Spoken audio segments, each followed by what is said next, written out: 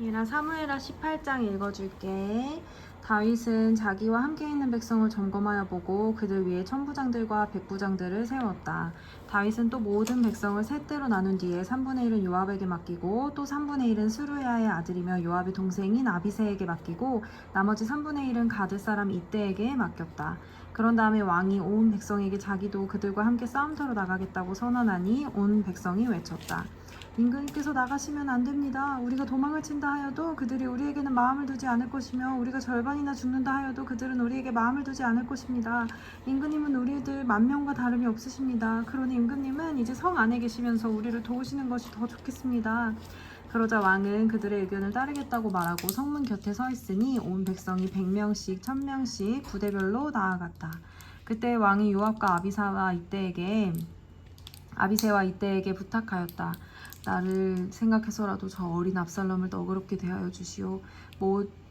왕이 압살롬을 너그럽게 대하여 달라고 모든 지휘관에게 부탁하는 말을 온 백성이 다 들었다. 다윗의 군대가 이스라엘 사람과 싸우려고 들녘으로 나가서 에브라임 숲속에서 싸움을 하였다. 거기에서 이스라엘 백성이 다윗의 부하들에게 패하였는데 그들은 그날 거기에서 크게 패하여서 2만 명이나 죽었다. 싸움이 온 땅 사방으로 번져나가자 그날 숲속에서 목숨을 잃은 군인이 칼에 찔려서 죽은 군인보다 더 많았다.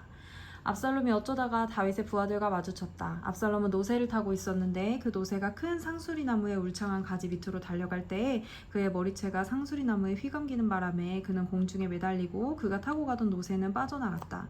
어떤 사람이 이것을 보고서 요압에게 알려주었다. 압살롬이 상수리나무에 매달려 있습니다. 요압이 자기에게 소식을 전해준 그 사람에게 물었다. 네가 그를 보았는데도 왜 당장에 쳐서 땅에 쓰러뜨리지 않았느냐? 그랬더라면 내가 너에게 그 은 10개와 띠 하나를 주었을 것이다. 그 사람이 요압에게 대답하였다. 비록 은 1000개를 달아서 저의 손에 쥐어주신다고 하여도 저는 감히 손을 들어 임금님의 아들을 치지 않을 것입니다. 임금님께서 우리 모두가 듣도록 장군님과 아비새와 이때에게 누구든지 어린 압살롬을 보호하여 달라고 부탁하셨기 때문입니다. 제가 임금님을 속이고 그의 생명을 해치면 임금님 앞에서 아무런 일도 숨길 수가 없기 때문에 장군님까지도 저에게 등을 돌릴 것입니다.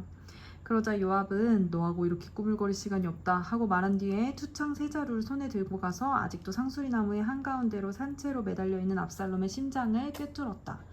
요압의 무기를 들고 다니는 젊은이 10명도 모두 둘러싸고서 압살롬을 쳐서 죽였다. 그런 다음에 요압이 나팔을 부니 백성이 이스라엘 사람을 뒤쫓다가 돌아왔다. 요압이 백성에게 싸움을 그치게 하였기 때문이다. 그들은 압살롬을 들어다가 숲속의 깊은 구덩이에 집어던지고 그 위에다가 아주 큰 돌무더기를 쌓았다. 온 이스라엘 사람들은 도망하여서 저마다 각기 장막으로 돌아갔다. 평소에 압살롬은 자기의 이름을 후대에 남길 아들이 없다고 생각하여 살아있을 때 이미 자기 비석을 준비하여 세웠는데 그것이 지금 왕의 골짜기에 있다. 압살롬이 그 돌기둥을 자기의 이름을 따서 불렀기 때문에 사람들은 그것은 오늘날까지도 압살롬의 비석이라고 한다. 그때 사독의 아들 아히마아스가 요압에게 말하였다. 제가 임금님에게로 달려가서 주님께서 임금님을 원수에게서 구원하셨다는 이 기쁜 소식을 전하겠습니다. 그러자 요압이 말렸다. 오늘은 아무리 좋은 소식이라도 네가 전하여서는 안 된다. 너는 다른 날이 좋은 소식을 전하여도 된다. 그러나 오늘은 날이 아니다. 오늘은 임금님의 아들이 죽은 날이다. 그리고는 요압이 에티오피아 사람에게 명령하였다. 네가 가서 본대로 임금님께 아뢰어라. 그러자 그 에티오피아 사람이 요압에게 절을 하고 달려갔다. 사독의 아들 아히마아스가 또다시 요압에게 말하였다. 저에게 무슨 일이 일어나도 좋으니 저도 저 에티오피아 사람과 같이 가서 보고할 수 있도록 허락해 주십시오. 그러나 요압은 또 말렸다. 아히마아스야, 네가 왜 가려고 하는지 모르겠구나. 네가 가보아야 이 소식으로는 아무런 상도 받지 못한다. 아히마아스가 또 대답하였다. 저에게 무슨 일이 일어나도 좋으니 저도 가겠습니다. 요압이 그에게 말하였다. 그렇다면 더 말리지 않겠다. 아히마아스는 요단 계곡을 지나는 길로 달려서 그 에티오피아 사람을 앞질렀다. 그때 다윗은 두 성문 곧 앞문과 바깥문 사이에 앉아 있었는데 파수꾼이 성문의 지붕 위로 올라가서 성벽 위에서 멀리 바라보고 있다가 어떤 사람이 혼자 달려오는 것을 보았다. 파수꾼이 큰 소리로 이 사실을 왕에게 알리니 왕은 혼자 오는 사람이면 좋은 소식을 전하는 사람이다 하고 대답하였다. 그 사람이 점점 더 가까이에 이르렀다. 파수꾼이 보니 또 한 사람이 달려오고 있었다. 파수꾼이 큰 소리로 문지기에게 또 한 사람이 달려온다 하고 외치니 왕은 그도 좋은 소식을 전하는 사람이다 하고 말하였다. 파수꾼이 또 알렸다. 제가 보기에 앞서오는 사람은 달리는 것이 사독의 아들 아히마아스가 달리는 것과 같습니다. 그러자 왕이 대답하였다. 그는 좋은 사람이니 좋은 소식을 전하러 올 것이다. 아히마아스가 왕에게 가까이 가서 이르러서 평안하시기를 빕니다 하고 인사를 드리며 땅이 얼굴에 닿도록 왕에게 절을 하며 아뢰었다. 높으신 임금님께 반역한 자들을 없애버리시고 임금님께 승리를 안겨주신 임금님의 주 하나님을 찬양합니다.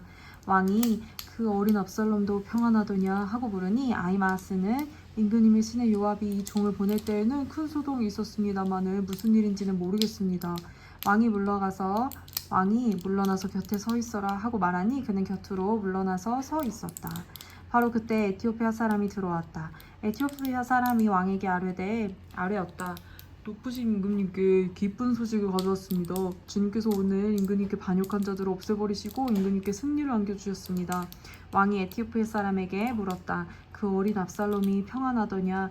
에티오피아 사람이 대답하였다. 높으신 임금님의 원수들을 비롯하여 임금님께 반역한 자들이 모조리 그 젊은이와 같이 되기를 바랍니다. 왕은 이 말을 듣고 마음이 찢어질 듯이 아파서 성문 위에 다락방으로 올라가서 울었다. 그는 올라갈 때에 내 아들 압살롬아, 내 아들아, 내 아들 압살롬아, 너 대신에 차라리 내가 죽을 것을 압살롬아, 내 아들아, 내 아들아 하고 부르짖었다.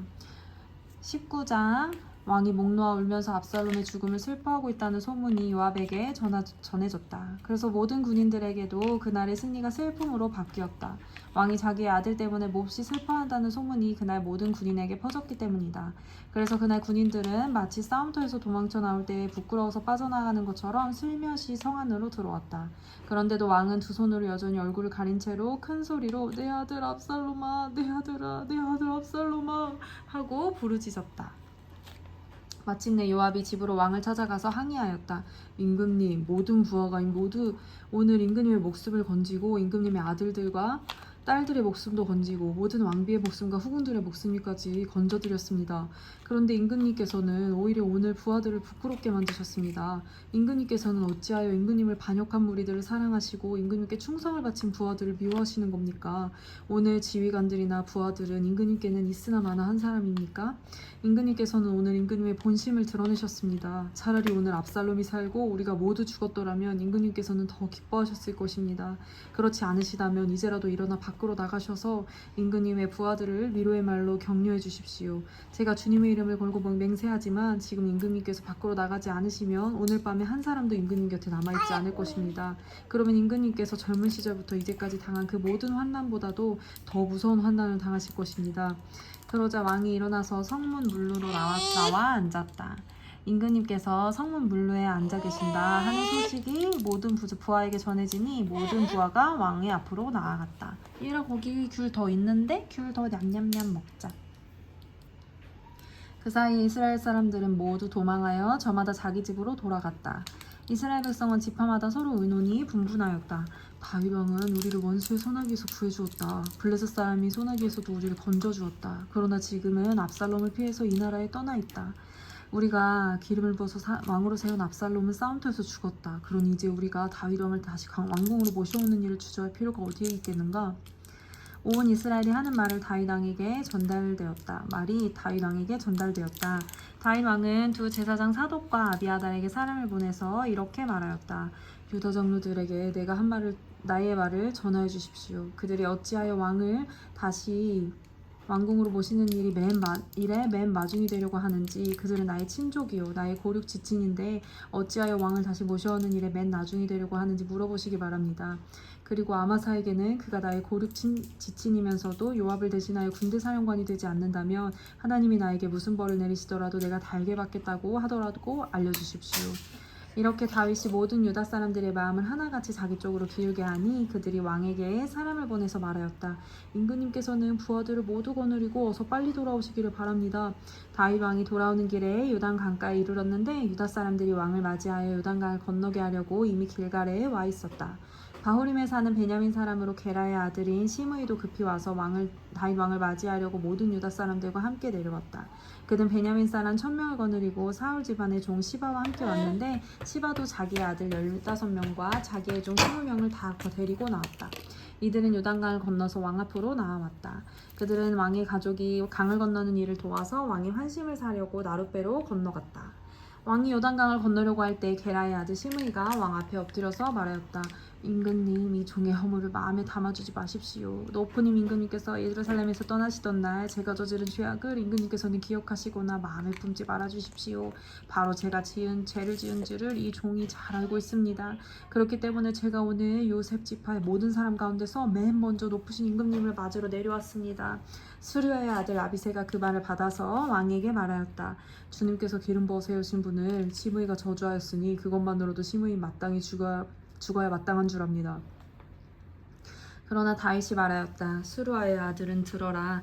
나의 일에 왜 너희가 나서서 오늘 나의 대적이 되느냐? 내가 오늘에서야 온 이스라엘의 왕이 된 것 같은데 이런 날에 이스라엘에서 사람이 처형을 받아서야 되겠느냐? 왕이 시므에게 맹세하였다. 너는 처형을 당하지 않을 것이다.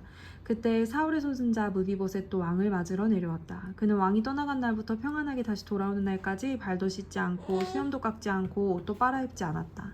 그가 예루살렘에서 왕을 맞이하니 왕이 그에게 물었다. 무비보셋은 어찌하여 나와 함께 떠나지 않았느냐? 그가 대답하였다. 높으신 임금님, 저는 다리를 쫄기 때문에 제가 나귀를 타고 임금님과 함께 떠나려고 제가 나귀의 안장을 얹으라고 저의 종에게 일렀으나 종이 그만 저를 속였습니다. 그리고는 그가 임금님께 가서 이 종을 모함까지 하였습니다. 임금님은 하나님의 천사와 같은 분이시니 임금님께서 좋게 여기시는 대로 처분하시길 바랍니다. 제 아버지의 온 집안은 임금님에게 죽어도 마땅한 사람들 뿐인데 임금님께서는 이 종을 임금님의 상에서 먹는 사람들과 함께 먹도록 해주셨으니 이제 저에게 무슨 염치가 있다고 임금님께 무엇을 더 요구하겠습니까? 그러나 왕은 그에게 말하였다. 네가 어찌하여 그 얘기를 또 꺼내느냐? 나는 이렇게 결정하였다. 너는 시바와 밭을 나누어 가져라. 무비보셋이 왕에게 아뢰었다. 높으신 임금님께서는 안전하게 왕궁으로 돌아오시게 되었는데 이제 그가 그 밭을 다 차지한들 어떻습니까? 그때 길앗 사람 바르실레도 로글림에서 내려와서 왕이 요단강을 건너는 일을 도우려고 요단 강가에 이르렀다. 바르실레는 아주 늙은 사람으로 나이가 80살이나 되었다. 그는 큰 부자였으므로 왕이 마하나임에 머물러 있는 동안에 왕에게 음식을 공급하였다.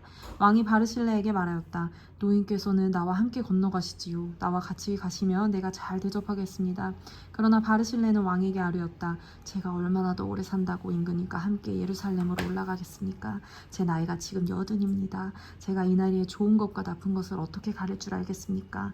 이 종이 무엇을 먹고 무엇을 마신들 그 맛을 알기나 하겠습니까? 노래하는 남녀가 아름다운 노래를 부른들 제가 이 나이에 알아듣기나 하겠습니까? 그러니 이 종이 높으신 임금님께 다시 짐이 되었어야 되겠습니까? 이 종은 임금님을 모시고 요단강을 건너려는 것뿐인데 어찌하여 임금님께서는 이러한 상을 저에게 베푸시려고 하십니까? 부디 이 종을 돌아가게 하셔서 고향 마을에 있는 제 아버지와 어머니의 무덤 곁에서 죽게 하여 주시길 바랍니다. 그 대신에 이 종의 아들 김함이 여기 있으니 그가 높으신 임금님을 따라가게 하시고 임금님께서 바라시는 대로 그에게 잘 대하여 주시길 바랍니다. 그러자 왕이 약속하였다. 물론 내가 김함을 데리고 가겠소. 그리고 노인께서 보시기에 만족하도록 내가 그에게 잘 대하여 주겠고 또 나에게 특별히 부탁한 것은 무엇이든지 내가 다 이루어드리겠소. 드디어 온 백성이 요단강을 건넜고 왕도 건너갔다. 왕이 바르실레에게 입을 맞추고 복을 빌어주니 바르실레가 자기의 고장으로 돌아갔다. 왕이 길갈로 건너갈 때 김함도 왕을 따라서 건너갔다. 온 유다 백성과 이스라엘의 백성이 절반이나 왕을 따라서 요단강을 건너갔다. 그런데 갑자기 온 이스라엘 사람이 왕에게 몰려와서 이렇게 말하였다. 어찌하여 우리의 형제인 유대 사람들이 우리와 의논도 없이 임금님을 몰래 빼돌려 임금님과 임금님의 가족과 다윗 왕의 모든 신하를 모시고 건너갔습니까? 그러자 온 유다 사람이 이스라엘 사람에게 대답하였다. 우리가 임금님과 더 가깝기 때문이다. 너희가 이런 일로 이렇게 화낼 이유가 무엇이냐? 우리가 임금님께 조금이라도 얻어먹은 것이 있느냐? 임금님이 우리에게 조금이라도 주신 것이 있어서 그런 줄 아느냐? 그러나 이스라엘 사람은 유다 사람에게 이렇게 말하였다. 우리는 임금님께 요구할 권리가 너희보다 10갑전이나 더 있다. 그런데 어찌하여 너희는 우리를 무시하였느냐? 높으신 임금님을 우리가 다시 모셔와야겠다고 맨 먼저 말한 사람이 바로 우리가 아니었느냐? 그래도 유다 사람의 말이 이스라엘 사람의 말보다 더 강경하였다. 아멘. 얘라 아멘.